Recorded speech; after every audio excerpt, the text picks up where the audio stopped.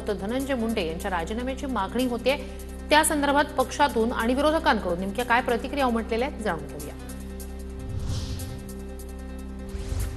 धनंजय मुंडेंच्या राजीनाम्यावरून अजित पवारांनी हात झटकले। नैतिकतेच्या मुद्द्यावर राजीनामा का नाही हा प्रश्न धनंजय मुंडेंनाच विचारा, अजित पवारांचं भाष्य।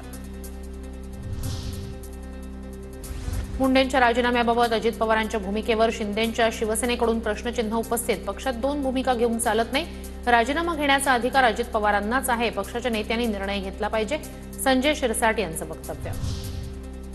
कोणत्याही परिस्थितीत धनंजय मुंडेंचा राजीनामा घ्या, राजीनामा घ्यायचा की नाही हे आता मंत्री ठरवणार का? मग सगळ्या यंत्रणा बंद करा, अंजली दमानी यांचा सरकारवर निशाणा। धनंजय मुंडेंचा राजीनामा घ्यायचा का नाही याआधी कुणी घ्यायचा हे ठरवायला हवं। संतोष देशमुख हत्या प्रकरणात वाल्मिक कराड निकटवर्ती असल्यानं मुंडेंच्या राजीनाम्यावर संजय राऊतांची टीका। अजितदादा पक्षाचे प्रमुख, त्यांनी ठरवलं तर एका मिनिटात धनंजय मुंडेंचा राजीनामा होईल, इतके ठोस पुरावे असताना मुंडेंना बडतर्फ करायला हवं, अंबादास दानवे यांचा निशाणा।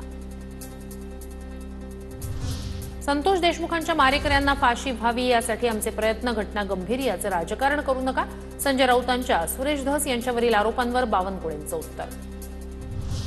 धसांनी आंदोलन उभं करून देशमुख कुटुंबाच्या अश्रूंचा बाजार केला, जरांगेंच्या आंदोलनाची धार कमी करण्यासाठी धस यांना पुढे आणलं, संजय राऊतांचा भाजपवर गंभीर आरोप।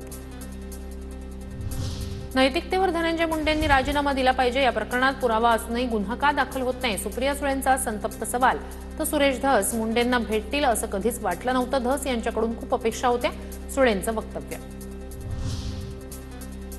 खासदार सुप्रिया सुळे उद्या बीडच्या मस्साजोग दौऱ्यावर, संतोष देशमुखांच्या कुटुंबियांची सांत्वनपर भेट घेणार, तर सुप्रिया सुळेंकडून आम्हाला न्यायाची अपेक्षा, धनंजय देशमुख यांची प्रतिक्रिया।